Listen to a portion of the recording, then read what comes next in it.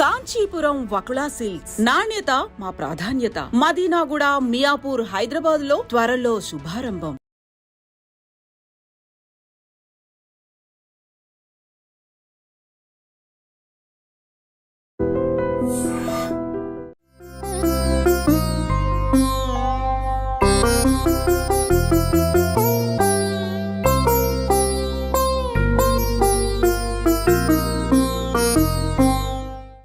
అసలు ఆధ్యాత్మికం వైపు మీకు వెళ్ళాలి అని అనిపించడానికి ఎవరైనా స్ఫూర్తి ఉన్నారా స్వామీజీ? ప్రతి మనిషి ఆధ్యాత్మికం కోసమే ఈ దేహధారణ చేయడం జరిగింది. మన భారతీయ సంస్కృతిలో ప్రపంచం అంటే పంచముతో చేయబడినది. అన్యమతాల్లో స్వర్గం ఉందని ఆశ చూపించి మత మార్పిడి చేస్తూ ఉన్నారు. అది కరెక్టే అంటారా స్వామి? ఎవరు యోగాన్ని కోరుకుంటున్నారో వారు స్వర్గాన్ని కోరుకోరు. స్వామీజీ, విద్యకు చదువుకు మధ్య వ్యత్యాసం ఏమైనా ఉందంటారా? రెండు ఒకటే అంటారా? చదువు మార్కుల కోసం చదువుకుంటున్నాం. మనం మార్కులు తెచ్చుకుంటే నువ్వు చదువుకున్నవాడు అవుతావు, కానీ జీవితంలో మార్పును తెస్తే విద్యావంతుడు అవుతావు. నమస్కారం, వెల్కమ్ టు ఐ డ్రీమ్. నేను మీ విజిత. ప్రస్తుతం మనతో పాటు ఉన్నారు సుమారు 40 సంవత్సరాల నుంచి హిమాలయాల్లోని గుహల్లో ఎంతో పట్టుదలతో, ఎంతో శ్రమతో, ఎలా అయినా తెలుసుకోవాలని ఒక దృఢ సంకల్పంతో ఎంతో కఠోరమైన దీక్షలు, సాధనలు చేసి సాధనలకు సంబంధించిన రహస్యాలను కానీ ఎన్నో మన సనాతన ధర్మం యొక్క విలువలను కూడా తెలుసుకున్న మహా గొప్ప వ్యక్తి ప్రస్తుతం నాతో పాటు ఉన్నారు. వారెవరో కాదండి, హరి ఓం హిమాలయ యోగి సౌరపీఠాధిపతులు సద్గురు శ్రీ శ్రీ శ్రీ యోగి ప్రభాకర్ గురూజీ మనతో పాటు ఉన్నారు. ఇప్పుడు గురుగారితో మాట్లాడి మరిన్ని మంచి విషయాలు తెలుసుకుందాం. ఇంకెందుకు ఆలస్యం, గురుగారితో మాట్లాడేద్దాం. నమస్కారం స్వామీజీ. నమస్తే అమ్మా. స్వామీజీ, మీరు హిమాలయాల్లోని గుహల్లో తపోయాత్రలు చేశారని విన్నాము. అసలు ఆధ్యాత్మికం వైపు వెళ్ళాలి అని మీకు ఎందుకు అనిపించింది? ఎప్పుడు ఆధ్యాత్మికం వైపు మీ జీవితాన్ని మళ్లించారు? అసలు ఆధ్యాత్మికం వైపు మీకు వెళ్ళాలి అని అనిపించడానికి ఎవరైనా స్ఫూర్తి ఉన్నారా స్వామీజీ? ప్రతి మనిషి ఆధ్యాత్మికం కోసమే ఈ దేహధారణ చేయడం జరిగింది. ముందుగా తల్లి గర్భం నుంచి బయటపడిన తర్వాత ఈ విశ్వమాయలోకి ప్రవేశిస్తున్నాడు మనిషి. అనేక జన్మలు ఉన్నాయి. ఈ సృష్టిలో 84 లక్షల జీవరాశులు ఉన్నాయి. వాటిల్లో దేవ, మానవ, తిరియక్, స్థావరాదులని 4 రకాల జన్మలు. దేవతలు అనేటువంటిది ఒక జన్మ. దేవతలు కూడా మనకంటే భిన్నమైనటువంటి వారు అనేటువంటి అభిప్రాయం ఉన్నప్పటికీ అది దివ్య అంటే దివ్య అనేటటువంటి సంస్కృత ధాతువు నుంచి వచ్చినటువంటి శరీర ధారణ చేసిన వాళ్ళు దేవతలు. అంటే ప్లాస్మా బాడీస్, అంటే లైట్ బాడీస్, ప్రకాశవంతమైనటువంటి జ్యోతిర్మయమైనటువంటి శరీరాధారణ చేస్తే వాళ్ళని దేవతలు అంటారు. అంటే శరీరం అంటే పాదార్థకమైనటువంటి శరీరం, పాంచభౌతికమైన శరీరం మనుషులకు వచ్చింది. పృథ్వీ ఆపహ తేజస తేజ వాయురాకాశమేవచ. ఈ పంచము కలిస్తే ప్రపంచం అవుతుంది. ప్రపంచం ప్రపంచం అంటున్నారు కదా, ప్రపంచం. 5తో తయారైనటువంటి దాన్ని ప్రపంచం అంటారు. It's not a world. The world is nothing. There is no meaning for world. But మన భారతీయ సంస్కృతిలో ప్రపంచం అంటే పంచముతో చేయబడినది. పృథ్వీ అంటే మ్యాటర్, లిక్విడ్ వాటర్, ఎయిర్ గాలి, ఫైర్ నిప్పు, ఆకాశం. ఇవి 5 కలిస్తే ఈ ప్రపంచం. ఈ ప్రపంచంలో జీవరాశి ఈ 5తో తయారవుతుంది. ఇది ప్రపంచం. ఆ ప్రపంచం ఈ ప్రపంచం ఒకటే. ఈ పాంచభౌతికమైనటువంటి ఈ లోకంలో పాంచభౌతిక శరీరం వస్తుంది. ఆ లోకంలో వెలుగుతో నిండిన లోకంలో వెలుగుతో చేయబడినటువంటి ప్రపంచం ఉంటుంది. దాన్ని స్వర్గం అని పేరు. ఆ స్వర్గంలో దివ్వే అంటే ప్రకాశము, హ్మ్. లైట్, ఆ తేజోవంతమైనటువంటి శరీరాలు అక్కడ పుడతాయి. హ్మ్. ఆ శరీరాలకి ఈ శరీరాలకి ఉన్న వ్యత్యాసం. వ్యత్యాసం ఏమిటంటే హ్మ్. ఈ శరీరం జాయతే, వర్ధతే, క్షీయతే అనే 3 పరిణామ దశల్లో ఈ శరీరం ఉంటుంది. అంటే స్వామి? ఇంతున్న అమ్మాయి ఇంత అయ్యావు ఇప్పుడు, అవును. అంతన్న అమ్మాయి తర్వాత ఈ అందము, సౌందర్యము ఇవన్నీ కూడా వెళ్ళిపోయి కాలగర్భంలో కలిసిపోతుంది. హ్మ్. నిరంతరం మార్పు చెందే శరీరం కలిగినటువంటిది. దీని పేరు మర్త్యలోకము. హ్మ్. ఏమంటారు? మధ్యలోకం. మర్త్యలోకము. మధ్య. భూలోకాన్ని మర్త్యలోకం అంటారు. ఓకే. దీనిపైన ఉన్నటువంటి దేవలోకంలో, హ్మ్. ఆ లోకంలో శరీరానికి మార్పులు ఉండవు. హ్మ్. ఎప్పుడు యవ్వనంలోనే ఉంటారు వాళ్ళు. ఆ. వాళ్ళ యవ్వనం తరగదిపోదు. ఓకే. వాళ్ళకి కన్నురెప్పలు బ్లింక్ అవ్వవు. హ్మ్. వాళ్ళకి నిద్ర ఉండదు. కేవలం సుఖాన్ని అనుభవించడానికి వచ్చినటువంటి దేహాలు దేవతా దేహాలు. హ్మ్. అది దేవ. రెండవది మానవ. హ్మ్. ఈ మానవులందరూ కూడా ఈ లోకంలోనే పుడతారు. హ్మ్. మరి వాళ్ళు ఆ లోకంలో పుట్టినటువంటి వాడు మమ్మల్ని కూడా ఆ లోకంలోకి తీసుకువెళ్ళొచ్చు కదా. అనే కదా ఇక్కడ ఉన్న వాళ్ళంతా స్వర్గం ఉన్నది, అక్కడికి వెళ్ళిపోతే అన్నీ ఫ్రీగా ఉంటాయి. బాగుంటది. హ్మ్. ఏమేమి ఫ్రీగా ఉంటాయి? హ్మ్. ఇక్కడ ఏవైతే మీకు విలాసవంత వస్తువులో, భోగ వస్తువులో, హ్మ్. ఏది మొట్టమొదటి భోగ వస్తువు? స్త్రీ. హ్మ్. అక్కడ ఫ్రీగా దొరుకుతారు స్త్రీలందరూ. ఆహా. ఆ, హ్మ్. అదే 16,000 మంది ఫ్రీగా ఉన్నారు అక్కడ సర్వీస్ చేయడానికి. స్పాలు అవన్నీ ఉన్నాయి. హ్మ్. ఇక్కడ స్పాలు అంటున్నారు కదా, అవునవును. అవి అక్కడ ఊరికనే ఫ్రీగా ఉంటాయి. హ్మ్. రంభ, ఊర్వశి, మేనక, త్రిలోత్తమ, ఘృతాచి 16,000 మంది అప్సరసలు ఉన్నారు. ఆ. వాళ్ళ సేవలను వినియోగించుకునేవాళ్ళు దేవతలు. అందుకే దేవలోకానికి వెళ్ళాలని అందరూ తాపత్రయపడుతూ ఉన్నారు. హ్మ్. అంతేకాదు అక్కడ సురాపానం ఉంటుంది. హ్మ్. అంటే ఇక్కడ పబ్బులు, క్లబ్బులకి ఏమీ తక్కువ లేదు అక్కడ. దాని ఆల్కహాల్ పేరు స్వామి? స్వర్గలోకం. హ్మ్. అంతేగాని స్వర్గం అంటే సుఖాన్ని, భోగాన్ని అనుభవించే ఒక కేంద్రము. హ్మ్. అందుకే అన్య మతాల్లో స్వర్గం ఉందని ఆశ చూపించి మత మార్పిడి చేస్తూ ఉన్నారు.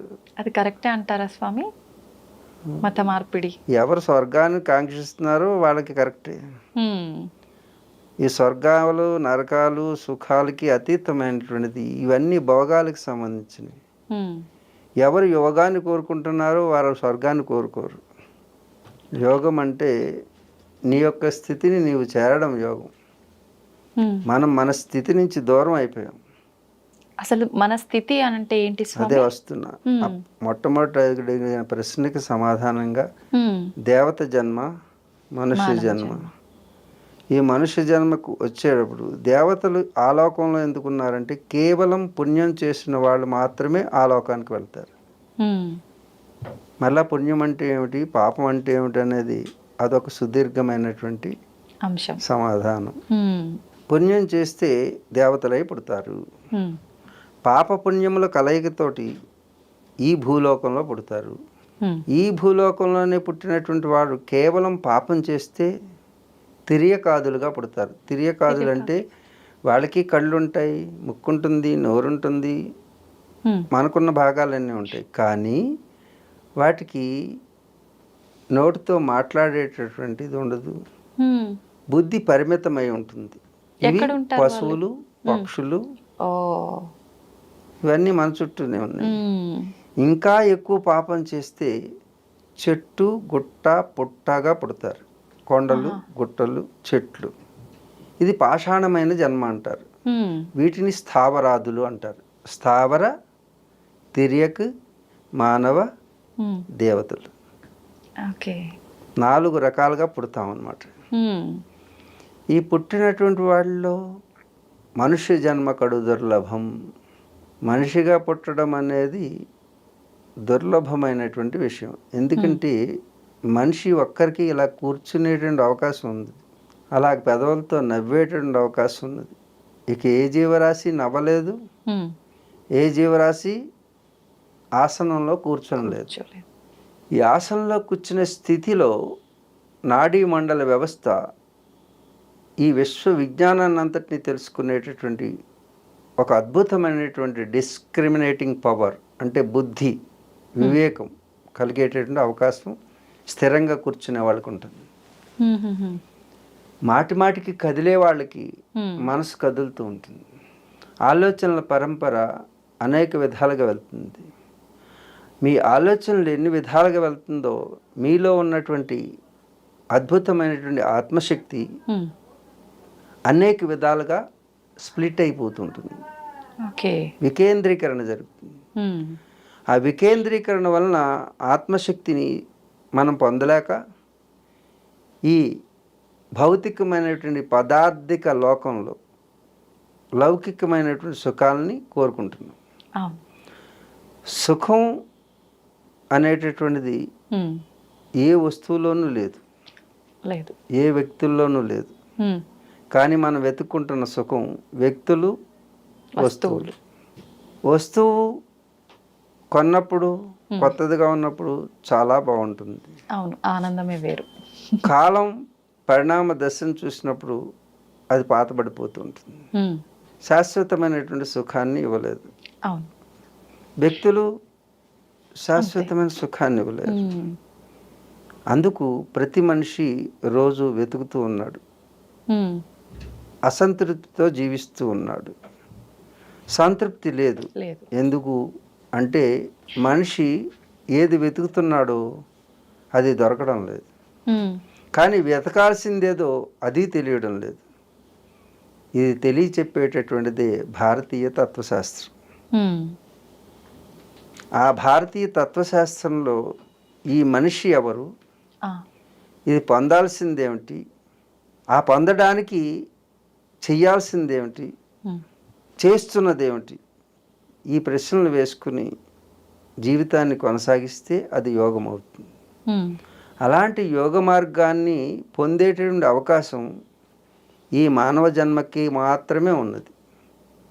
అందుకే ఈ మానవ జన్మ మనకు లభించడం కాదు దుర్లభమని శాస్త్రాలు ఘోషిస్తూ ఉంటాయి.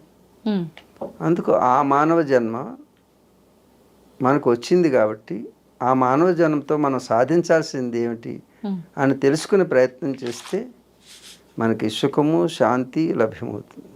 ఆధ్యాత్మికం వైపు మీరు ఎందుకు వెళ్ళారు? ఎవరు మీకు స్ఫూర్తి? ఈ ఆధ్యాత్మికం అనేటువంటి ప్రతి ఒక్కరిలోనూ ఉంటుంది. అదే ఈ అన్వేషణ. ఆ అన్వేషణలోనే ఈ ప్రపంచంలో వెతుకుతున్నాం. ప్రపంచంలో, బాహ్య ప్రపంచంలో వెతుకుతున్నటువంటిది ఏదైతే ఉందో ఆ ప్రపంచం అంతా తిరగాలంటే, అంతరిక్షం వరకు వెళ్ళాలంటే, అందుకే సైంటిస్టులు అంతరిక్షంలోకి వరకు వెళుతున్నారు. కనీసం ఈ గ్రహాన్ని విడిచి పక్క గ్రహాన్ని కూడా తెలుసుకోలేకపోయారు. ఈ అనంతమైనటువంటి ఆకాశంలో అనంతమైనటువంటి గ్రహాలను ఎప్పుడు తెలుసుకుంటారు? అందుకే అంతరిక్షంలో ప్రయాణం చేసేది సైంటిస్టులు అయితే, అంతరంగంలోనే అంతా ఉన్నదని తెలుసుకుని అంతరంగంలో ప్రయాణం చేసి తెలుసుకున్నవారు సైంటిస్టులు, సెయింట్స్, భారతీయ సనాతన ఋషులు. అందు గురించి ప్రతి ఒక్కరూ కూడా ఆధ్యాత్మిక చింతన అందరిలోనూ ఉన్నది. కానీ అది తెలియక ఆధ్యాత్మిక చింతన అంటే ఆనందాన్ని వెతకడం. ఆనందం అంటే ఎవరు అంటే నీ స్వస్వరూపం. ఆనందం బయట నుంచి రాదు. ఏ వస్తువు నుంచి ఆనందం పొందలేము మనం. మనలో ఉండేదే ఆనందం. ఇతనితో మాట్లాడితే, ఇతనితో ఉంటే నాకు సుఖం ఉన్నది అని నువ్వు అనుకుంటేనే సుఖం ఉంటుంది. అవతల వాడు సుఖం ఇస్తే సుఖం ఉండదు. మనం ఫీల్ అవుతాం. You must feel it. That is your experience. You are the centre of everything. Nothing else in this universe. You are the universe. If you feel it, if you experience it, then only happy. It will fulfill. నువ్వు అనుకోకపోతే నీకు ఇంద్రలోకం నుంచి ఇంద్రుడు వచ్చినా నీకేమనిపించదు, సుఖాన్ని ఇవ్వలేరు. అలాగే నీకు చుట్టూ ఏసీలు ఉన్నా నీవు అనుకూలంగా అనుకోకపోతే ఒళ్ళంతా వేడిగా ఉంటుంది. కాబట్టి సుఖం, సంతోషం, ఆనందం వీటి గురించి తెలుసుకోవాలి. సుఖం అంటే ఏమిటి, సంతోషం అంటే ఏంటి, ఆనందం అంటే ఏమిటి చెప్పండి. కేవలం ఈ లౌకికమైనటువంటి వాటి నుంచి నువ్వు సుఖాన్ని పొందవచ్చు, సుఖాన్ని కొనుక్కోవచ్చు. వేడిగా ఉంటే ఒక ఏసీ కొనుక్కోవచ్చు, సుఖంగా ఉందనుకోవచ్చు. నువ్వు అనుకుంటేనే సుఖం, ఏసీ సుఖాన్ని ఇవ్వదు. నువ్వు అనుకోకపోతే అక్కడుండి టెన్షన్ పడుతున్నావు అంటే వాళ్ళంతా చెమటలు పడతాయి. అవును.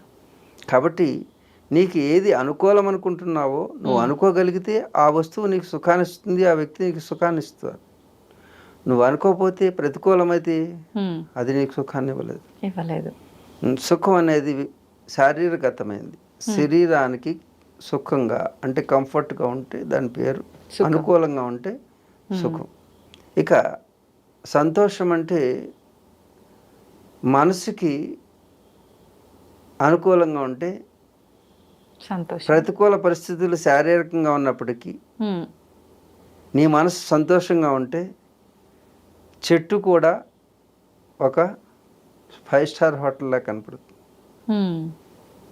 లేకపోతే 5 స్టార్ హోటల్ కూడా చాలా చెట్టు కింద కనపడుతుంది.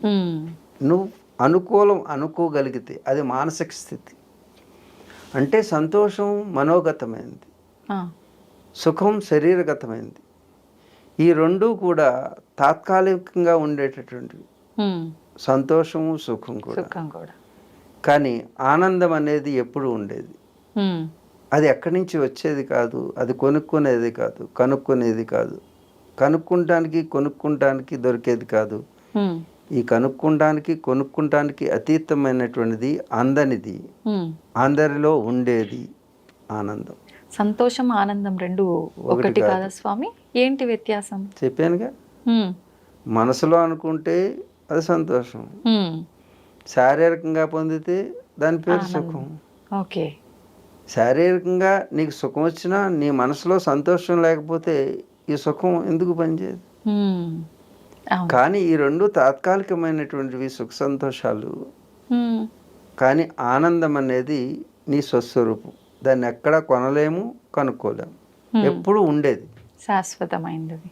ఇది తెలుసుకున్న చిన్నప్పుడే అవగతమైంది నా తల్లిదండ్రుల ద్వారా.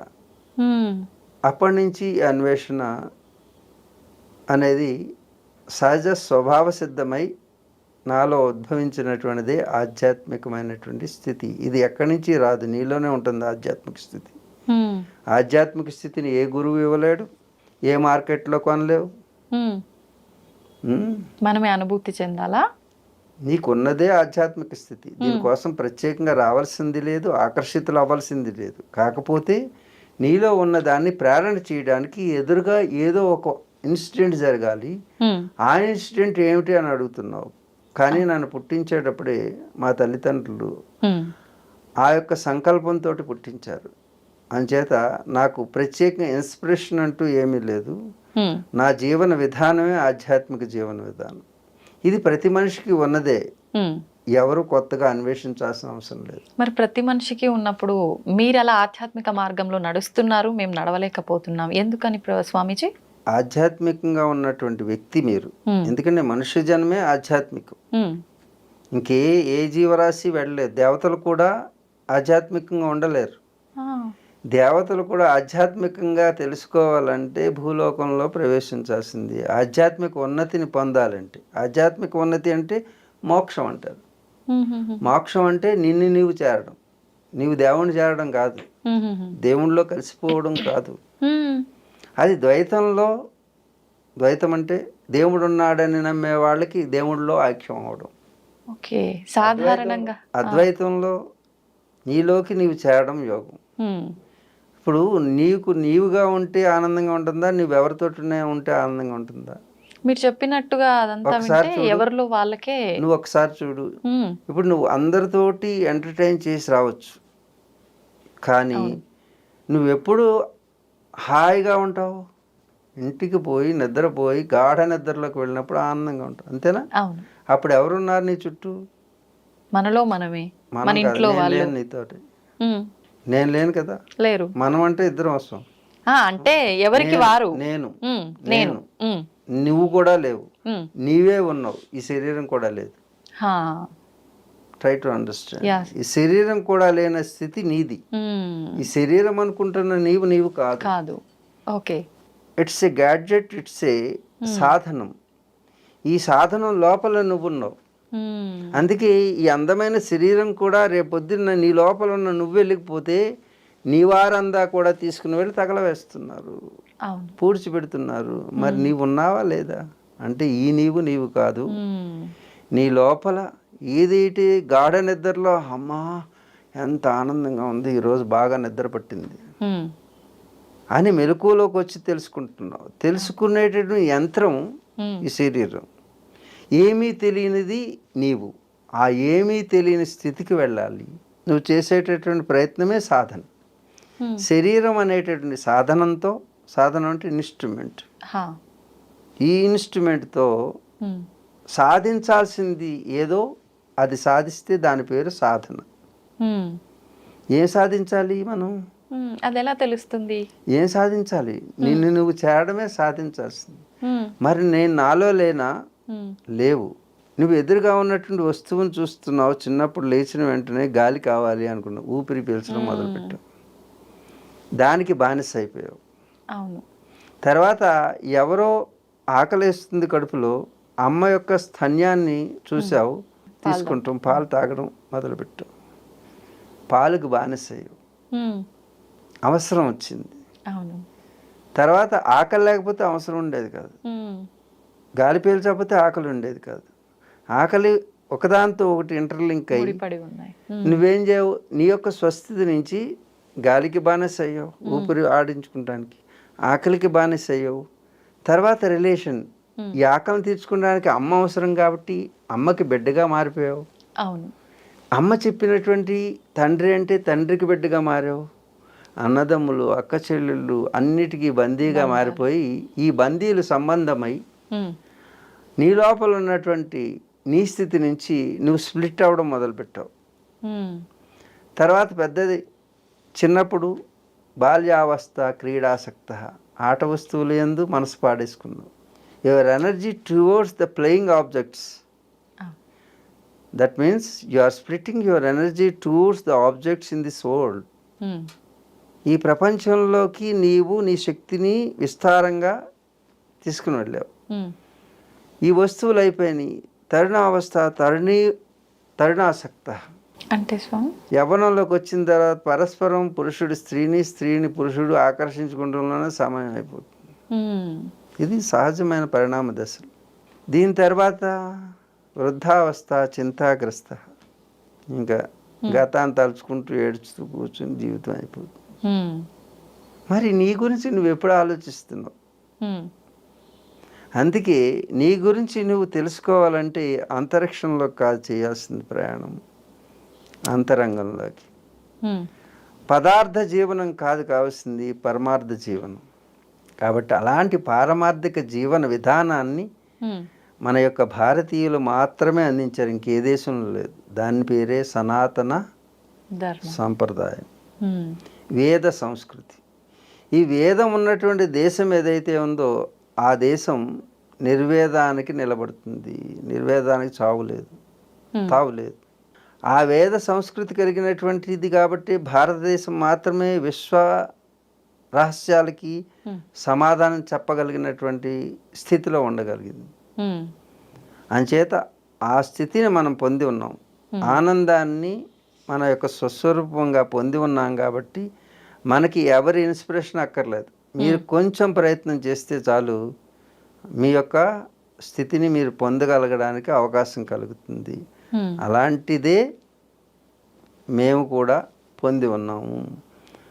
అందు గురించి అది చిన్నప్పుడే తెలిసింది కాబట్టి చిన్నప్పటి నుంచి ఆ మార్గంలో ఉన్నాం. అలాగని లౌకిక ప్రపంచంలో లేమా? ఉన్నాం. లౌకిక అలౌకిక ప్రపంచంలో సమర్థత కలిగిన వాడే యోగి. కేవలం అలౌకిక ప్రపంచం మాత్రమే కాదు, లౌకిక ప్రపంచంలో ఉన్నటువంటి సర్వస్వాన్ని తెలుసుకున్నవాడు అలౌకిక ప్రపంచాన్ని అధిగమించగలడు. అందుకు లౌకికం వదిలి అలౌకికమని ఉండదు. లౌకికము అలౌకికమని రెండు లేవు, రెండు ఒకటే. ఎవరికి వాళ్ళు తెలుసుకోవాలంటే ప్రయత్నం మొదలు పెట్టాలి అన్నారు కదా స్వామి. ఏ రకంగా ప్రయత్నం చేయాలి? ఒక బ్యాటరీలో ఇన్ని వోల్ట్స్ కరెంట్ ఉన్నది. ఆ కరెంటు ఇన్వర్టర్ ఉన్నది. ఆ ఇన్వర్టర్లోంచి ఇన్ని లైట్లు వేసామనుకో, ఇన్వర్టర్లో కరెంటు త్వరగా పోతుందా? డిశ్చార్జ్ అవుతుంది పోతుంది కదా. అంటే these are all objects around you. నువ్వు ఎన్నిటి మీద అయితే ఫోకస్ చేస్తున్నావో అన్ని విషయాలకి నీ యొక్క శక్తి వాడుతున్నాం. వాడితే నువ్వేమవుతావు? వీక్ అవుతావు. వీక్ అవుతాం. రోజుకి అనేక లక్షల ఆలోచనల యొక్క పరంపర నీ మనసులో సాగుతుంది. అవును. అందుకే ఇంటికి వెళ్ళి ఈ ఒంటి మీద ఉన్న అలంకరణ తీసి అవతల పడేసి హాయిగా చిన్న గుడ్డ వేసుకు పడుకుంటే ఉన్నటువంటి చూడు. ఇప్పుడు వరకు ఈ లోకానికి ఇన్ని కావాలి ఆబ్జెక్ట్స్, కానీ నీకేం కావాలి? ఏమీ వద్దు, అక్కర్లేదు. నువ్వు ఏకాంతంగా ఉన్నప్పుడు వచ్చేటటువంటి అర్థమవుతుందా? అంటే ఇవన్నీ అవసరమా అనవసరాలా? అనవసరం. అనవసరాల కోసం నీ జీవితాన్ని వెచ్చిస్తున్నావు, అవసరం కోసం కాదు. నీ అవసరాలన్నీ కూడా ఈ ప్రకృతి ఇచ్చింది సహజంగా. గాలి అవసరమా? ఫ్రీగా వచ్చిందా? వచ్చిందా? ఇది కొనుక్కుంటే వస్తుందా? కొనుక్కుంటే ఎంత డబ్బు అవుతుంది? చాలా. నీరు ఫ్రీగా వచ్చిందా? కానీ కొనుక్కుంటాం మొదలుపెట్టాం. అగ్ని ఫ్రీ, వేడి. భూమి ఫ్రీగా వస్తుందా రాదా? ఇప్పుడు అన్ని డబ్బులు పెట్టే కదా. నువ్వు అమ్ముకుంటాం మొదలుపెట్టావు, నమ్ముకుంటాం మానేసి. అవన్నీ ప్రకృతి ఫ్రీగా ఇచ్చిందా? ఉచితంగా ఇచ్చింది కదా. ఇవన్నిటికంటే వాల్యూ అయింది ఈ సృష్టిలో ఏదైనా ఉంది? ఐదిటికంటే వాల్యూ అయింది భూమి, నీరు, అగ్ని, వాయువు, ఆకాశం. ఈ 5 అన్నిటికంటే ముఖ్యమైనవి, విలువైనటువంటి పంచభూతాలని ఈ సృష్టి ఊరికనే ఇస్తే మరి నువ్వు కొనుక్కునేవన్నీ కూడా వీటికంటే ఖరీదైనవా తక్కువ? ఏవి ఖరీదైనవి? ఫ్రీగా వచ్చిన ఎప్పుడైనా విలువ తక్కువనే అనిపిస్తాయి స్వామి. అనిపిస్తుంది నీకు, కానీ విలువ విషయంలో ఏది విలువైంది? ఇవే విలువైంది. ఒక్కసారి గాలి ఆపేసాం అనుకోండి, ఈ సృష్టి అంతా ఒక్కలో చచ్చిపోతుంది. అంతే కదా. ఈ భూమి ఒకసారి కృంగిపోయింది అనుకోండి, పౌడర్ అయిపోయింది అనుకోండి, మనం గొప్పవాళ్ళు అనుకున్న ఒక్కరు ఉంటారా ఇక్కడ? లేదు. మరి ఏది విలువైంది? నీకు రోజంతా 24 గంటలలో 12 గంటలు వెలుగునిస్తున్నాడే సూర్యభగవానుడు. ఆయన ఇవ్వకపోతే మీ ఇన్వర్టర్లు, మీ యొక్క ఇవన్నిటికీ ఎంత ఖర్చు అవుతుంది చూసారు? దేవుడు వెలిగిస్తే మనం వెలుగుని కొనుక్కుంటున్నాం. మనిషి స్వార్థంతో భూమిని అమ్మడం మొదలుపెట్టాడు. నమ్ముకుంటే మనకు భోజనం పెట్టేది. అలాంటి భోజనం పెట్టి అమ్మని అమ్ముకుంటాం మొదలుపెట్టాడు. నమ్ముకుంటాం మాని భూమి పో అనుకుంది. భూమి తర్వాత నీరు మీరై మీకు జీవజలమై మిమ్మల్ని నిలుపుతున్నది నీరైతే అది ఉచితంగా ఇస్తుంది. నీరు లేకపోతే 1 గంట బ్రతకలేవు. ఆ నీరు ఈ శరీరంలో జీవమై నిన్ను నిలుపుతుంది. ఆ నీటికి విలువ కట్టగలవా? కానీ దాన్ని కూడా అమ్మడం మొదలుపెట్టాడు. మనిషి స్వార్థం. అగ్నిని అమ్మడం మొదలుపెట్టాడు, వాయువుని అమ్మడం మొదలుపెట్టాడు. రేపటి నుంచి మీ ముక్కుకి కూడా మీటర్ పెట్టేటటువంటి వస్తాయా స్వామి? మీ ముక్కుకి మీటర్ పెడతారు. ఎంత గాలి పీల్చావో దానికి డబ్బు కట్టండి. ఇవి రేపు రాబోయే కార్పొరేట్ వ్యాపారాలన్నీ ఇలాగే ఉంటాయి. అగ్నిని అమ్ముతున్నారు చూశారు కదా, ఈ కరెంట్ ఇవన్నీ కూడా అమ్ముతున్నారు. నీటిని అమ్ముతున్నారు, వాయువుని అమ్మడం మొదలుపెట్టారు. ఇప్పుడు మీకు వచ్చినాయి ప్యూరిఫైయర్స్ అని అమ్ముతున్నారా? మీ గాలి, మీ ఇంట్లో గాలిని మీకు అమ్ముతారు.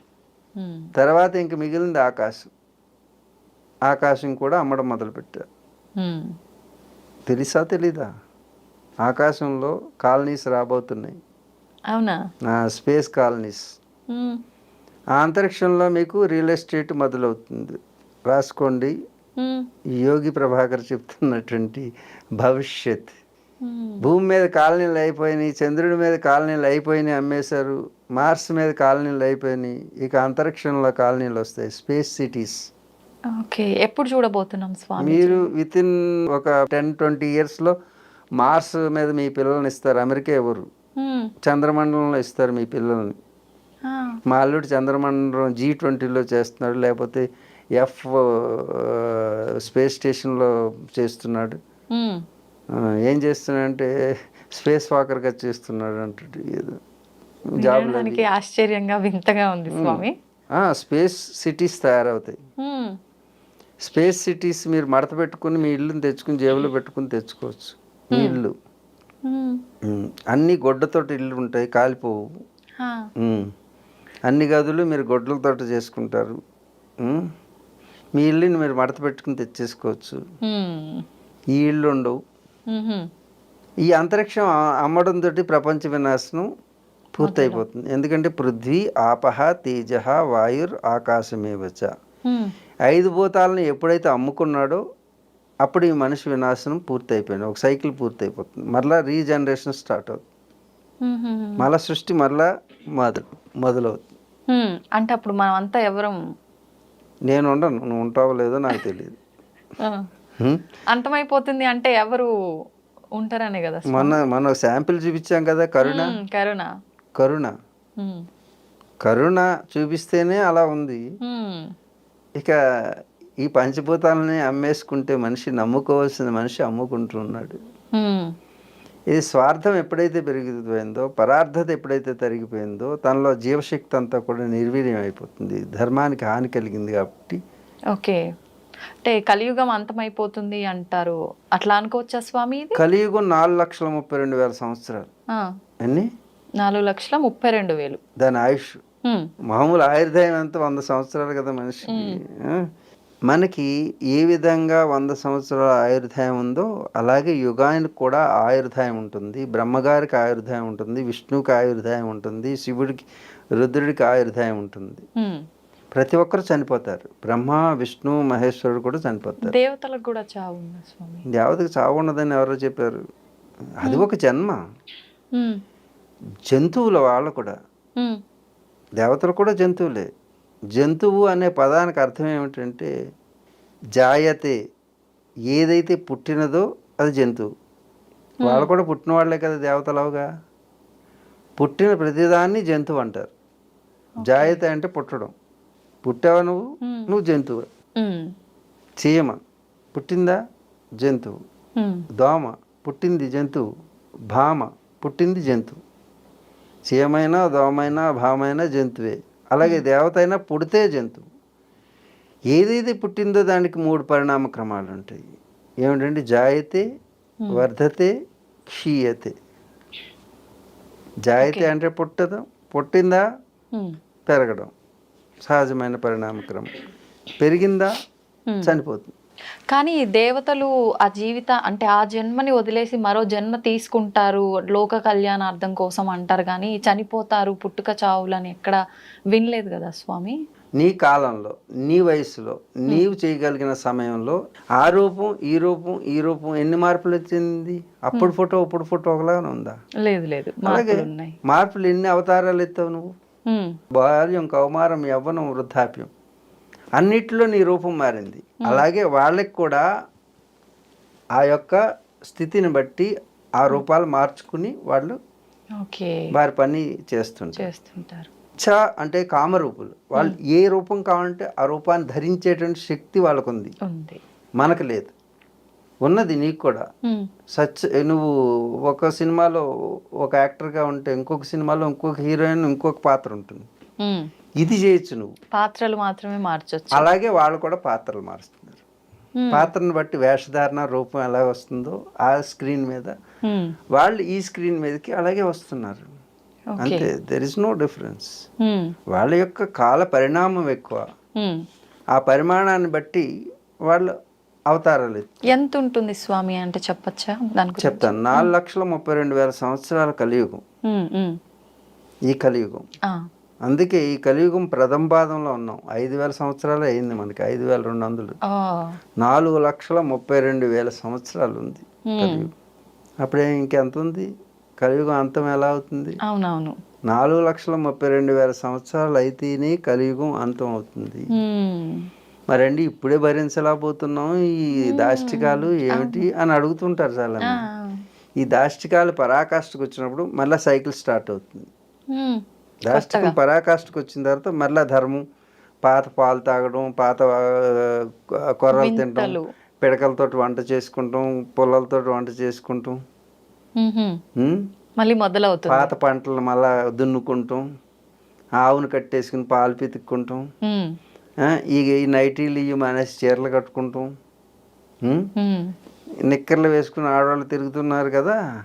వీళ్ళ పరాకాష్ఠకు వచ్చేసారు, చివరి వరకు వచ్చేసినాయి గుడ్లు. పెద్ద 7 గజాలు చీరలు చిన్నవి అయిపోయినాయి కదా, మళ్ళీ ఇవి పొడుగు అయిపోతాయి. ఇలా సైక్లింగ్ జరుగుతుంటుంది, అంతేగాని ఏ పరాకాష్ట లేదు, ఏమీ ఉండదు. ఇది కాలచక్రం అనమాట. ఇలా పైకి వచ్చేస్తుంది, మళ్ళీ కిందకి వెళ్ళిపోతుంది. అందుగురించి పాత అలవాట్లన్నీ మళ్ళీ వచ్చేస్తాయి. మా అలాంటి వాళ్ళని ఇప్పుడు పిలుస్తున్నారంటే మొన్నటి వరకు పబ్లు క్లబ్లు నిండిపోయి, ఇప్పుడేమో ఆశ్రమాలు నిండిపోతున్నాయి. అవును, అంటే పూర్వకాలానికి వెళ్ళిపోతున్నారు అందరూ. అన్ని వస్తున్నాయి ఒకదాని తర్వాత ఒకటి. ఈ సైకిల్లో అది పెద్ద మాకేం విచిత్రం అనిపిస్తుంది. స్వామి మీరు ఈ లోకం అంతా పాడైపోతుంది, వచ్చి ఉద్ధరించండి. ఉద్ధరించడానికి ఏమీ ఉండదు. ఉద్ధరించడం అంటే ఆ సైకిల్ని ఆపడం. ఓకే, ఆపడం మంచిదా చెడ్డా? మంచిదే, కానీ మంచిది సాధ్యపడుతుంది కాదు. ఆ సైకిల్ ముందుకు నడవాలంటే ఆపకూడదు. అవునవును, సృష్టి ధర్మానికి అందుగురించి విరుద్ధం. ఎవరు ఈ లోకాన్ని ఉద్ధరించేవాళ్ళు లేరు, ధరించేవాళ్ళు లేరు. It's a common cycle, natural cycle is there. అయినా అది ఆపడం సాధ్యపడుతుందా స్వామి? ఒక స్త్రీ ఋతుక్రమం మొదలైంది. మొదలైతే పండగ చేసుకుంటున్నావా, దండగ అనుకుంటున్నావా? పండగ చేసుకుంటాం. పండగ చేసుకోవాలి కదా. ఇప్పుడు పాడవుతుంటే పండగే చేసుకోవాలి. అది పాడవట్లా, నేచర్లో ఒక సైకిల్ స్టార్ట్ అయింది. ఓకే, పాడవడం అనేది సహజమైన పరిణామ క్రమం. ఇప్పుడు బిడ్డ పెద్దదైంది అని సంకేతం చెప్తుంటే అమ్మ చెప్పొద్దు అంటే తల్లి అయ్యేటువంటి అర్హత ఈ రోజు నుంచి వచ్చింది అని ఒక సంకేతం అది. అలాగే లోకంలో చెడిపోతుంది, అదేదో భయంకరంగా ఉంటుంది చిన్నపిల్లలకు తెలియక. అవును, ఆ స్థితి అలాగే మీకు భయంకరంగా ఉంటుంది. ఏది జరిగే పెద్ద పిల్ల అయినటువంటి ఒక స్త్రీ అంటే ప్రకృతిలో రీప్రొడక్టివ్ సిస్టమ్ నువ్వు అర్హురాలు అని తెలియజేయడానికి వచ్చినటువంటి ఒక ప్రక్రియ, ఒక పరిణామ దశ. ఆ పిల్లకి భయంకరంగా అనిపిస్తుంది కదా. అవును, ఆ తల్లికి తండ్రికి భయంకరంగా ఉంటుందా? మరి తల్లిదండ్రుల పొజిషన్లో ఉన్నటువంటి మాకు ఈ లోకం చెడిపోతుందంటే మాకే భయం లేదు. చెడు పోతుంది, వెళ్ళిపోతుంది, లోపల ఉన్న చెడు పోతుంది అని ఆ తల్లికి ఎలా తెలుస్తుందో మాకు అలాగే తెలుస్తుంది. మేము ఉద్ధరించట్లేదా అంటే ఉద్ధరించాల్సింది ఏమీ లేదు. చూస్తూ ఉండడం, దాని గురించి తెలుసు కాబట్టి ఈ లోకం గురించి మేము కంగారు పడం. బిడ్డ యొక్క రజస్వలం చూసి ఆ తల్లి పొంగిపోతుంది, బిడ్డ ఇబ్బంది పడుతుంది. ఇబ్బంది పడడం కాదు, కంగారు పడిపోతుంది. అవును, అర్థమైందా? ఆ బిడ్డ స్థితి ఈ లోకంది, ఆ తల్లి స్థితి మాది. ఓకే, ఇప్పుడు చెప్పు, లోకం చెడిపోతుందా, చెడు పోతుందా? మీకు తెలిసినంత వరకు చెడు పోతుందని తెలుసున్నంత వరకు చెప్పు. ఇప్పటి వరకు విన్నావా, వినలేదు? మీరు చెప్తుంటే కరెక్టే అనిపిస్తుంది స్వామి, కానీ మేము చూస్తుంటే మాత్రం మా ప్లేస్ నుంచి ఇలాంటివన్నీ జరుగుతున్నాయి కదా, ఎందుకు ఆపలేకపోతున్నారు? ఆ బిడ్డ స్థితిలో ఉన్నామని అర్థం. నా స్థితికి రావాలంటే నువ్వు కూడా అనుభవం వస్తే వస్తుంది, తప్పదు. ఈ లోకం అంతా కూడా బిడ్డ స్థితిలో ఉంది కాబట్టి తండ్రి స్థితిలో యోగులు ఉంటారు. కాబట్టి వాళ్ళకి ఏం కంగారు లేదు. వాళ్ళని ఉద్ధరించాలా అని అనుకుంటారు, వాళ్ళు సహజం. తల్లి ఏంటి ఇలాగ ఆనందంతో పండగ చేస్తుంది, నాకెంత ఇబ్బందిగా ఉంటే కడుపు నొప్పి వచ్చింది, ఇవి వచ్చింది, అవి వచ్చింది, అంత బాగాలేదు, చిరాకుగా ఉంది అనిపిస్తుంది. ఆ బిడ్డ స్థితి ఆ తల్లికి ఉండదు, తనకు ఆనందం వస్తుంటుంది. ఎందుకంటే ఈ పరిణామ దశలో ముఖ్యమైన ఘట్టానికి చేరిందని, ఈ లోకం కూడా పరిణతి చెందుతూ ఆ స్థితికి వచ్చింది అంటే పరాకాష్ఠకి చేరాడనుకో ఒక నాయకుడు కానీ ఒక పరిపాలకుడు కానీ వాడు అంతం వచ్చింది అని తెలుసుకో. ఓకే, ఇప్పుడు జరాసంధుడు కానీ అర్థం, జరాసంధుడు ఎంత ఇబ్బంది పెట్టాడు, పరాకాష్ఠకి వచ్చి. గజాసురుడు దేవుణ్ణే కడుపులో పెట్టేసుకోవాలనుకున్నాడు. జరాసంధుడు భూమిని అంతటిని పొందేయాలనుకున్నాడు. చెట్టు గుట్ట పుట్ట రాయి రప్ప మట్టి మశానం అన్నీ అమ్మేసుకున్నాడు. ఎవరు? జరాసంధుడు, గజాసురుడు, నరకాసురుడు. జాగనా పాలకుడు ఇలా ఉంటే జగనాసురులు అవుతారు, ప్రళయం. ఇది తెలిసిన యోగులు తల్లి స్థితిలో ఉంటారు. కాబట్టి ఇది పరిణామ దశలో నాయకులు పుడుతుంటారు, వినాయకులు పుడుతుంటారు. ఇది ఒక కాలచక్రం. ఆ కాలచక్రంలో జరిగేటువంటి నువ్వు ఏ పొజిషన్లో ఉన్నావో అక్కడి నుంచి భయం అనిపిస్తుంది. కానీ నీ తర్వాత జనరేషన్కి అది అలవాటు. వాళ్ళేం కంగారు పడరు, ఎందుకంటే వాళ్ళు ఆ స్థితిలోనే పుట్టారు. నీకు గతం తెలుసు కాబట్టి గతం కంటే భిన్నంగా అనిపిస్తుంది. కాబట్టి నీకు అది కంగారుగా అనిపిస్తుంది. మీ బిడ్డను చూసి, మీ ఆడపిల్లని చూసి నువ్వేమనిపిస్తావు? ఈ పిల్ల నా మాట వింటలేదు, ఏవేవో అలవాట్లు ఉంటుంది. వాళ్ళ అలవాట్లు అవి, నీ అలవాట్లు అవి. నీ అలవాట్లో ఏళ్ళుంటే ఈ జనరేషన్ ఎందుకు అవుతుంది? అంచేత ఏ తల్లులు కంగారు పడకండి, మీ బిడ్డలు సేఫ్, వాళ్ళ సంరక్షణ వాళ్ళు చూసుకుంటారు. కాబట్టి మనం ఉద్ధరించక్కడ భయపెట్టకుండా ఉంటే చాలు. మీరు భయపెట్టకుండా ఉంటే వాళ్ళ అభయం వాళ్ళలో వస్తుంది. భయంతో కాలాన్ని అర్థం చేసుకోండి, కాలచక్రాన్ని అర్థం చేసుకోండి, సమాజాన్ని అర్థం చేసుకోండి. ఇవన్నీ పరిణామ దశలు. మరి మీ పాత్ర ఏంటి అంటారంటే, ఈ పాత్రని యథాతథంగా జరిపించడం, దాంట్లో వచ్చేటువంటి విషతుల్యమైనటువంటి అనర్థాలు ఏవైనా వస్తే వాటిని వెనక నుంచి రక్షించటం, దానికి సంబంధించింది నిగూఢమైనటువంటి రహస్యకంగా ఉండి, ఏ విధంగా మన శరీరంలో బ్రెయిన్ లోపల నుండి పనిచేస్తూ శరీరంలో ఉన్నటువంటి అవయవాలన్నీ సంరక్షిస్తూ ఉంటుందో, అదేవిధంగా యోగి గుహలో ఉండి వాడు చేయాల్సిన పని చేయించే వాటితో చేయిస్తుంటాడు. ఇప్పుడు అర్థమైందా? మీరు గుహల్లో ఎందుకుంటారంటే, మీ బ్రెయిన్ ఎందుకు గుహలో ఉంది? మీ బ్రెయిన్ ఎక్కడ ఉంది? బయటకు వచ్చిందా ఎప్పుడైనా? లేదు. మరి కాళ్ళేమో నడుస్తున్నాయి, చేతులేమో చేస్తున్నాయి, కళ్ళేమో చూస్తున్నాయి, చెవులేమో వింటున్నాయి, ముక్కేమో వాసన చూస్తుంది, పళ్ళేమో కొరికేస్తున్నాయి, పెదాలేమో నవ్వేస్తున్నాయి. ఇన్ని పనులు చేస్తుంటే వీళ్ళందరూ మీరెందుకండి లోపల కూర్చున్నారు అని అడిగిందనుకో ఎవరైనా మీ బ్రెయిన్ని, నువ్వు సమాధానం చెప్పు, అప్పుడు నేను సమాధానం చెప్తాను. అందుకు అందరూ బయటకు రారు. కొందరు లోపల ఉంటేనే, ఉండాల్సిన ముఖ్యమైనటువంటి వాళ్ళు లోపల ఉండాలి. అది హిమాలయాలు. ఆ హిమాలయాలు అనేది ఫ్లూయిడ్స్ తోటి ఉంటుంది. మేము చేసే తపస్సుకు వచ్చేటువంటి వేడి ఆ వేడి లోకాన్ని దహించేస్తుంది. ఆ వేడిని బయటికి రాకుండా ఇన్సులేటర్ కింద ఉపయోగపడేవి హిమాలయాలు. కరెంటు ప్రవహించే ఒక విద్యుత్ తీగకి పైన ప్లాస్టిక్ తోటి ఒక స్లీవ్స్ వేస్తారే, మరి ఒక యోగిలో వచ్చేటటువంటి శక్తిని ఈ విశ్వం అంతా వ్యాపింపచేసే శక్తి, కేంద్రమైనటువంటి యోగి తనలోంచి వెలువరించేటటువంటి శక్తిని స్టిమ్యులైజ్ చేసి, ఫిల్టరైజ్ చేసి ఈ లోకానికి అందించాలి. అవును. ఈ శరీరంలో ఉన్నటువంటి నాడీ మండల వ్యవస్థ ఎంత ఉందో తెలుసా? 72,72,10,211 నెర్వ్స్ ఉన్నాయి. కమ్యూనికేషన్. ఓకే. ఈ వేలు ఇలా కదలాలంటే దీనికి ఎంత మెకానిజం, సిగ్నలింగ్ ఎక్కడి నుంచి రావాలి, కమాండ్ ఎక్కడి నుంచి రావాలి? Command centre, central commanding centre, brain.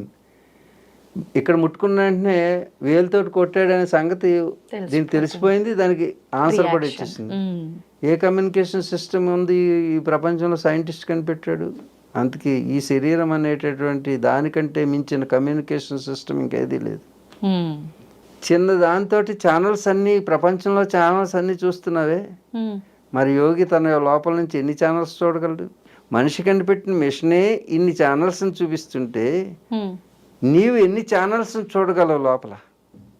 విశ్వాన్ని అంతటినీ చూడగలిగినటువంటి విశ్వదర్శినివే నీవు. కానీ ఆ గ్యాడ్జెట్ని ఎందుకు ఉపయోగించట్లేదు నువ్వు? ఈ శరీరాన్ని వాడడం లేదు. అందరి శరీరంలోనూ ఈ శక్తులన్నీ ఉన్నాయి. నువ్వు ఆకాశంలో ఎగరగలవు, నీటిలోనూ కూర్చోగలవు, అగ్నిలో ప్రశాంతంగా కూర్చోగలవు. ఎలా సాధ్యపడుతుంది? ఎప్పుడైతే బాహ్యమైనటువంటి విషయాల వైపు నీ శక్తిని, you are draining your energy towards particular objects, worldly objects, ప్రాపంచిక వస్తువుల మీద, వ్యక్తుల మీద నువ్వు నేనేమి ఎక్కడ ఏమి చూడనండి, కళ్ళు మూసి కూర్చుంటాను అని అన్నావు అనుకో, మనసు ఓపెన్ చేసి కలలుగా అంటుంటావు. దానికి ఎంత ఎనర్జీ కావాలి? అవును. ఆ ఎనర్జీ లూజ్ అంటే డ్రైన్ అవ్వడం వలన రీకన్స్ట్రక్ట్ చేసుకుంటానికి మన ఎనర్జీని బయట నుంచి తీసుకుంటున్నాం అనమాట. ఇప్పుడు యోగులు ఏం చేస్తారు? పంచభూతాలు అయినటువంటి ఏవి చూడరు, ఏవి వినరు. ఇప్పుడు నువ్వు ఇక్కడ అనేక డెసిబుల్స్ వాయిస్ నా దగ్గర పెట్టేసి నా చెవులు ఎదురుగా నువ్వు నన్ను టెస్ట్ చేస్తే నీ చెవులు పగులుతాయని, కానీ నేను మాత్రం చెవుల్ని డిస్కనెక్ట్ చేసేస్తాను. నువ్వు పెట్టుకుని చూడు, ప్రాక్టికల్గా చూడండి, కెమెరా ఉంది. చుట్టూ పంచ అగ్నిని పెట్టేసి ఎండలో పెట్టు, నేను కూర్చుంటాను. అప్పుడు ఆ అగ్నిని నేను డిస్కనెక్ట్ చేస్తాను. అంటే నా శరీరం నుంచి రిసీవింగ్ చేసుకుని ఆపేస్తాను. అంటే మీ శరీరం పైన పడదు. రిసీవ్ చేసుకోవడం ఆపేయి, డిస్కనెక్ట్ చేయి. ఓకే. చూడు అప్పుడప్పుడు నువ్వు అమ్మాయి నేను ఇప్పుడు వరకు మాట్లాడుతున్నాను, ఏమిటి నువ్వు ఆలోచిస్తున్నావు అంటాను. వినపడలేదు గురూజీ, ఇప్పుడే అన్నావు కదా అంటే you are thinking something else, you are not here, you are disconnected from me. అంతే. చూసా అర్థమైందా నీకు? టెక్నిక్ వచ్చేసింది కదా, ఇప్పుడు కూడా టెక్నిక్ వచ్చేస్తుంది. నువ్వు ఎండలో ఉండి నేను ఎండని నేను తీసుకోను అనుకుంటే చెమటలు పట్టవు. ఓకే. నువ్వు అగ్ని మధ్యలో ఉండి ఈ అగ్ని నేను ధారణ చేయటం లేదు అని డిస్కనెక్ట్ చేయి, మానసికంగా డిస్కనెక్ట్ అవుతుంది. వేడి రిసీవ్ చేసుకోదు బాడీ. ఓకే. మన ఏవ కారణం మనుష్యాణం బంధ మోక్షయో, నీ మనసే అన్నిటికీ కారణం. ఎదుటిగా అందంగా కనపడుతుంది అంటే అందం దాంట్లో లేదు, అందం నువ్వు అనుకుంటున్నావు కాబట్టి అది అందంగా ఉంది. ఏసీలో కూడా చెమటలు పట్టిన వాళ్ళు ఎంతోమంది ఉంటారు. ఇంత ఆస్తి ఉంది అని అనుకుని ఆనందించే వాళ్ళ కంటే ఈ ఆస్తి పోతుందేమో అని భయపడే వాళ్ళు ఎక్కువ మంది ఉన్నారు, ఆస్తిపరులు. అవును. చూసావా? అంటే ఆస్తి ఏది కూడా నీకు సుఖం లేదు, సుఖం అనేది నీవే. బీచ్ దగ్గరికి వెళ్ళి ఈ సముద్రం అంతా నాదే అంటుంటాను మా వాడికి. అనుకున్నాను నాదే. అనుకుంటే అయిపోతుందా స్వామి? అనుకుంటే ఏది అవ్వలేదు నీకు. పలానా వాడు భర్త కావాలంటే అయ్యాడా అవుతున్నాడా? నాకు పిల్లలు పుట్టాలంటే పుడుతున్నారా? ఇవన్నీ ఉద్యోగం చేయాలంటే వచ్చిందా? మరి అనుకున్నా కాబట్టి వచ్చింది, అది అనుకోవు కాబట్టి రావట్లేదు. సముద్రం నాదనుకో, వెళ్ళు దాంట్లో ఉండు, ఎవడు కాదన్నాడు? ఉండలేమండి, ఇంత ఇల్లు కావాలనుకున్నావు, అంత ఇల్లే వచ్చింది. నాకు హిమాలయాలు అంతా నాదే అనుకున్నాను కాబట్టి హిమాలయాలు నాదైంది. నువ్వు అనుకోలేదు కాబట్టి నీ ఇల్లే నీది అవ్వట్లేదు. దానికి ఈ అమ్మాయిలు కట్టుకోవాలి. ఈ అమ్మాయిలు అయితే సృష్టి లేదు కదా. అవును. అందుకే అమ్మాయేగా జన్మకు కారణం. ఏంటి? అమ్మాయేగా ఇక్కడ తిరగడానికి కారణం. ఆ మాయే కదా ఈ జన్మకు కారణం. అందుకే ఆ పదాలన్నీ పక్క పక్కనే ఉంటాయి, గుర్తుంచుకో భాషలో. ఇది భారతీయత. ఆ మాయ, అమ్మాయ, అమ్మాయే. చూసావా ఎంత బాగుందో? అమ్మాయి లేకపోతే ఏముంది ఈ లోకం? అసలు లోకం దేని చుట్టూ తిరుగుతుంది? అమ్మాయి చుట్టూ. అంతే. ఓకే. అసలు స్త్రీ లేకపోతే అసలు సృష్టి లేదు కదా. అవును. అంటే డమ్ అయిపోయింది మొత్తం, ప్రపంచం అంతా కూడా జీరో. అందుకే ఆవిడని ఆదిశక్తి, భువనేశ్వరి, అమ్మ అన్నారు. కాళికాదేవి మహాశక్తి స్వరూపిణి. ఎవరు? అమ్మాయే. అమ్మాయే. ఈ సృష్టి యావత్తు పాడైపోవట్లేదు, చెడిపోవడం లేదు, చెడిపోతుంది. ఇది పరిణామ క్రమం. ఈ సృష్టి యావత్తు చక్రంలో బంధించబడింది. ఆ చక్ర కాలచక్రం అని. అది కాలచక్రం అంటే కాలము అంటే కాల. కాల అంటే ఏంటి? బ్లాక్. చీకటి, కాళిక, మహాశక్తి, కాల, కాలము. కాలంలోనే బంధించబడింది అందరం. బ్రహ్మ విష్ణు మహేశ్వరులు కూడా కాలంలోనే బంధించబడి, యుగాలన్నీ కాలంలోనే బంధించింది. అందుకే కాలమే అన్నిటికంటే గొప్పది. కాలం గొప్పదా అంటే కాలాన్ని సృష్టించినటువంటి కాళికాదేవి. ఖాళీగా ఎవరైనా ఉంటే అది మహంకాళి అయిపోతుంది. ఖాళీగా ఎవరు ఉండకూడదు. సమయాన్ని వినియోగించుకోవాలి, ఎప్పుడు ఎంగేజ్ అయి ఉండాలి, లేకపోతే వినాశనానికి దారితీస్తుంది. అదే ఖాళీ ఉండకూడదు. అది సైంటిఫిక్గా చూసినట్టయితే everybody comes from the black hole. శూన్యంలో పడిపోతారనా? బ్లాక్ హోల్ నుంచి పుట్టిన వాళ్ళం మనందరం. ఓకే. అర్థమైందా? ఈ సృష్టి యావత్తు ప్లానెట్స్ అన్ని పుడుతున్నాయంటే బ్లాక్ హోల్ లోంచే పుడుతున్నాయి. ఓకే. సృష్టి ఆరంభం కూడా ఎక్కడి నుంచి వచ్చింది? Dark matter. సైంటిఫిక్గా ఓకే. ఎలా? డార్క్ మ్యాటర్ నుంచే పదార్థం పుట్టింది. ఓకే. ఇంతకుముందు నువ్వు ఉన్నావంటే తల్లి గర్భంలో లేవు కదా. పదార్థం అక్యుములేట్ అయింది. ఎలా అయింది? శూన్యం నుంచి. దాంట్లో ముక్కు, కళ్ళు, కాళ్ళు, చేతులు, వాటి గోర్లకి పాలిష్ బయట వేసి తెచ్చుకున్నాం అనుకో. రంగు దేవుడు సహజంగా చూడు పింక్ కలర్ వేసాడు నాకు. అవును. నువ్వు పింక్కి బదులు ఎరుపు నలుపు అన్నీ వేసుకుంటున్నావు. అది నీ ఆయన వేసే పంపించాడు దేనికి ఏ కలర్ వేయాలో. ఇవన్నీ అనవసరమైనవి అంటారు. అవసరాలన్నీ భగవంతుడే తీర్చాడు పంచభూతాల ద్వారా. మరి ఇవన్నీ సృష్టించింది భగవంతుడు కాదంటారా? భగవంతుడు ఒక రోబోని తయారు చేసి ఆ రోబోకి ఆర్టిఫిషియల్ ఇంటెలిజెన్స్ ఇచ్చారనుకో, దాన్ని ఎవరైనా ఆపరేట్ చేయాలా? మరి రోబోనే ఆపరేట్ చేసే సిస్టమ్ వాడి చేతిలో పెట్టుకోకపోతే నిన్ను సొంతంగా ఆయనలాగా తయారు చేసి వదిలేసిన తర్వాత ఆయన ఎందుకు ఆపరేట్ చేస్తాడు? అందుకు నువ్వు చేసుకునేటట్టు నిన్ను తయారు చేశాడు. ఆయనకు స్వార్థం లేదు, స్వేచ్ఛనిచ్చాడు. నువ్వేం చేస్తున్నావు? అనవసరాలకి అవసరాలను ఉపయోగించుకోమని అన్నీ ఇస్తే, పంచభూతాలను ఇస్తే, మరి 2 విత్తనాలు వేయరా అంటే దాంట్లోంచి వచ్చింది తినరా అంటే దాన్ని నమ్మేసుకున్నావు. నీళ్లు ఉట్టినే పైనుంచి నీకు నీళ్లు ఇస్తాను రావా అంటే మా ట్యాంకులో పెట్టుకుని దానికి ఫిల్టర్లు వేసుకుని తాగుతాను. నీ ఇష్టం, నీ కర్మ. నీ ఆలోచన ఇంత దిగజారిపోతే అది సైన్స్ పేరుతో నేను చాలా అభివృద్ధి చెందాను అనుకోండి. సైంటిస్టులు మేమేమో ఇప్పుడు కాబట్టి గొడ్డలు కప్పుకొని వచ్చాం. మాకు గొడ్డ అవసరం కూడా లేదు, అంటే వస్త్రం యొక్క అవసరం కూడా లేదు. మాకు దిగంబరులమై ఉంటాం మా సాధనలో. శరీరమే దిక్కులు అంటే అష్టదిక్కులు, అంబరం అంటే వస్త్రం. దిక్కులను అంబరంగా కలిగినటువంటిది శరీరం. మళ్ళా దీనికో శరీరానికి ఇంకొక గొడ్డ. ఈ శరీరమే నీకు గొడ్డ. నువ్వు లోపల ఉన్నావు కదా, నువ్వు వెళ్ళిపోతే ఈ శరీరాన్ని ఏం చేస్తున్నారు? కాల్ చేస్తున్నారు. మరి ఏది గొడ్డ? ఈ శరీరమే ఒక వస్త్రం. మళ్ళా దీనికి వస్త్రాలు అంటే ఒక గ్యాడ్జెట్టే దానికి కవర్ వేస్తే ఆ కవర్కి మళ్ళా కవరు. అందుకే ఇది ఆధునికులు ఆడే ఆట. ఆధునికత పేరుతో ఆధునికులు ఆడే ఆట. సహజంగా పరిణామ దశలు వస్తుంటాయి. బుద్ధివంతుడి నుంచి బుద్ధి క్షీణత, బుద్ధి క్షీణత నుంచి బుద్ధివంతులు పుడుతూ ఉంటారు. ఇది ఒక కాలచక్రం. కాబట్టి ఈ కాలం అనేటటువంటి చక్రంలో జరుగుతున్నటువంటిది యథాతథంగా దర్శిస్తూ దేని యందు వికారం చెందకుండా నీవు నీ స్థితిలో ఉండగలిగితే అది యోగం అవుతుంది. స్వామీజీ, విద్యకు చదువుకు మధ్య వ్యత్యాసం ఏమైనా ఉందంటారా? 2 ఒకటే అంటారా? చదువుకుంటున్నావు నువ్వు చెప్పు, చదువుకున్నావా లేదా? చదువుకున్నా. కొన్నా. ఇది చదువు కొనబడేది కాదు. చదువుకి విద్యకి మధ్య ఉన్నటువంటి వ్యత్యాసం ఏమిటి అని అడుగుతున్నావు.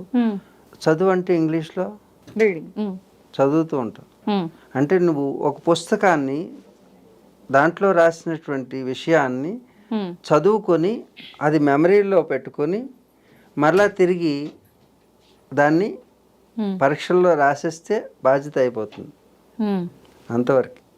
చదువు మార్కుల కోసం చదువుకుంటున్నాం. మనం చదువుకుంటున్నాం మార్కుల కోసం. అవును. మార్కుల కోసం నువ్వు చేసే ప్రయత్నాన్ని, పుస్తకాల ద్వారా నువ్వు తెలుసుకునే దాన్ని చదువు అంటారు. చదువు మార్కులనిస్తుంది, కానీ విద్య మార్పునిస్తుంది. మార్కులు తెచ్చుకుంటే నువ్వు చదువుకున్నవాడు అవుతావు, కానీ జీవితంలో మార్పుని తెస్తే విద్యావంతుడు అవుతావు. ఓకే. పుస్తకాల ద్వారా తెలుసుకుంటే వచ్చేది చదువు. నీ మస్తకం ద్వారా తెలుసుకునే దాన్ని విద్య అంటారు. పుస్తకంలో ఉన్న విషయాన్నైనా నీ మస్తకంలో ఎప్పుడూ పదిలంగా చేసుకుని అది వికాసానికి వినియోగించుకోగలిగితే దాన్ని విద్య అంటారు. అర్థమైందా? అందుకు నేనేమి చదువు కొనలేదు, నేను విద్యావంతుడిని అంటాను. విద్య మనం మనోవికాసాన్ని పొందింపజేసి బుద్ధి విచక్షణను పెంచి తద్వారా సత్యాన్ని తెలుసుకోవడానికి ఉపయోగపడేది విద్య. కానీ చదువు వాస్తవిక దృక్పథం అంటే సైన్స్ ఎంతవరకు తెలుసుకుంటుందో అది చదువు. కానీ చదివి ఈ చదువు ఎక్కడ ఆగిపోతుందో, ఇంకా తెలుసుకోలేదో, ఆ తెలియని దాన్ని తెలియజెప్పేటటువంటి సత్యాన్ని గురించి తెలియజెప్పేది విద్య. ఏంటి? సైన్స్ అంతా వెళ్ళి ఆగిపోతుంది ఒక చోట, డెడ్ ఎండ్ వస్తుంది, ఇంకా అక్కడి నుంచి సమాధానం దొరకదు వీళ్ళకి. ఇప్పుడైనా చూడండి, క్వాంటమ్ ఫిజిక్స్ కానీ ఆటమ్ గురించి కానీ ఇప్పటి వరకు సైంటిస్టులు తెలుసుకున్నది 1%. 99.9% ఉంది ఇంకా. ఎప్పుడు తెలుసుకుంటారు? సాధ్యపడదు. కానీ we can explain for any extent. That is అది విద్య. ఓకే. విద్య అనేటటువంటిది ఈ సృష్టి యావత్తుని కూడా గురించి తెలియచెప్పేటువంటి దాన్ని విద్య అంటారు. అంటే దానికి తెలియందంటూ లేదు. విద్ జ్ఞానే అని అర్థం. విద్య అనే పదం దేని నుంచి వచ్చిందంటే విద్ అనే సంస్కృత ధాతువు నుంచి వచ్చింది. విద్య అంటే ఏంటి అంటే చెప్పలేరు. విద్య అంటే చదువుకోవడం అనుకుంటారు. విద్య అంటే అది కాదు. విద్ అనే సంస్కృత ధాతువుకి జ్ఞానం అని పేరు. విద్య అనేది కలిగినటువంటి దేశం ఈ ప్రపంచంలో ఏదైనా ఉంటే ఈ భూమండలం మీద అది భారతదేశం. మిగతా వాళ్ళు విద్యావంతులు కాదు, నువ్వు అడిగినట్టు చదువుకున్న వాళ్ళు. చదువుకుంటే సైంటిస్టులు అవుతారు, విద్యావంతులైతే సైంటిస్టులు అవుతారు. ఋషులే విద్యావంతులు. ఋషులు కలిగిన దేశం భారతదేశం. విద్య చదువు. చదువు జీతాన్ని ఇస్తుంది, బ్రతుకు తెరువునిస్తుంది. కానీ విద్య జీవితాన్ని ఇస్తుంది, అది జీవితానికి పరమార్థం చూపిస్తుంది. అలాగే చదువు ఎప్పుడూ కూడా పుస్తకంలో ఉంటుంది, విద్య మస్తకంలో ఉంటుంది. చదువు కొంటే వస్తుంది, విద్య తెలుసుకుంటే వస్తుంది. అందుకే పుస్తకంలో కొంతే ఉంటుంది, మస్తకంలో అంతా ఉంటుంది. పుస్తకంలో ఉండేది చదువు, మస్తకంలో ఉండేది విద్య. విద్య వికాసాన్ని ఇస్తుంది, చదువు ధనాన్ని ఇస్తుంది, విద్య సాధనాన్ని ఇస్తుంది. అలాగే చదువుకుంటే మార్కులు వస్తాయి, విద్యావంతుడైతే జీవితంలో మార్పులు వస్తాయి. ఈ విధంగా చాలా చెప్పొచ్చు. ఇది ప్రాస కాదు, భాష, సంస్కృతి, భాష పక్క పక్కనే ఉంటాయి. మీరు వెతుక్కుంటే చాలా అద్భుతమైనటువంటి విషయాలు వెలుగులోకి వస్తాయి. ఇది భారతీయ భాష యొక్క గొప్పతనం, భారతీయ విద్యా విధానం యొక్క గొప్పతనం. విద్యని ఆధారం చేసుకునే భారతీయులు జీవిస్తుంటారు. విద్ అంటే జ్ఞానే అని అర్థం. జ్ఞానం అంటే తెలుసుకునేది అని అర్థం. తెలుసుకోవడం అంటే దేని గురించి? ఏది ఇప్పటి వరకు ఈ సృష్టిలో ఏది తెలియలేదో తెలుసుకుంటే దాని గురించి తెలియచెప్పేదాన్ని విద్య అంటారు. అలాంటి విద్యావంతులు కలిగినటువంటిది భారతదేశం. భా అంటే తేజస్సు, తేజస్సు అంటే జ్ఞానము, జ్ఞానం అంటే విద్య. భా రతీయులు, రతి అంటే ప్రక్రియ, రతి జరిపేరు అంటారు. రతి అంటే ఆనందాన్ని పొందడానికి చేసే ప్రక్రియ. ఆ ఆనందాన్ని పొందడానికి చేసే ప్రక్రియ దేనితో జరుగుతుంది? భా ద్వారా. భా అంటే జ్ఞానము, జ్ఞానం అంటే తేజస్సు, తేజస్సు అంటే విద్య. విద్య ద్వారా మాత్రమే పొందగలిగింది ఆనందము. ఆ ఆనందాన్ని పొంది ఎప్పుడు ఆనందంగా ఉండేవారు భారతీయులు. ఇది భారతీయులు అంటే. నిజంగా మీరు వస్తున్నారనగానే నేను ఎన్నో క్వశ్చన్స్ అడగాలని అలా ఫిక్స్ అయిపోయి ఉన్నా స్వామీజీ. కానీ అసలు ఒక్క క్వశ్చన్ కూడా నేనైతే అడగలేదు. అసలు అడగాలన్న థాట్ కూడా రాకుండా మొత్తం మైమర్చిపోయా అని చెప్పాలి మీ మాటలకి. అసలు ఇంతసేపు మాట్లాడుకున్నాం కదా, దాదాపు గంట పైనే. అసలు ఎంత తెలుసుకున్నా నేను ఇంత కూడా తెలుసుకోలేదేమో, ఇంకా చాలా ఉంది మీ నుంచి తెలుసుకోవాల్సింది అని అనిపిస్తుంది. సమయం అంత అయినట్టు అనిపించింది, 1 hour అయినట్టు లేదు, అనిపించలే. అసలు 1 hour చేస్తున్న ఫీలింగ్ లేదు. హ్యాపీగా అలా చాలా ఆనందంగా, మీరు ఇందాక అన్నారు కదా ఆనందం అని చెప్పి, సంతోషం, ఆనందం, ఆనందం అనుభూతి అంతా నేను చెందిన ఫీలింగ్ నాకు ఉంది నిజంగా. చాలా సంతోషం. ఈ సమయం నీకైనా కనీసం ఆనందాన్ని ఇచ్చినందుకు, ఈ ఆనందం ప్రేక్షకులందరికీ కూడా పొందగలరని భావిస్తూ సర్వం శ్రీ సూర్యనారాయణ పరబ్రహ్మార్పణమస్తు. ఓం శాంతి శాంతి శాంతి. ధన్యవాదాలు స్వామీజీ.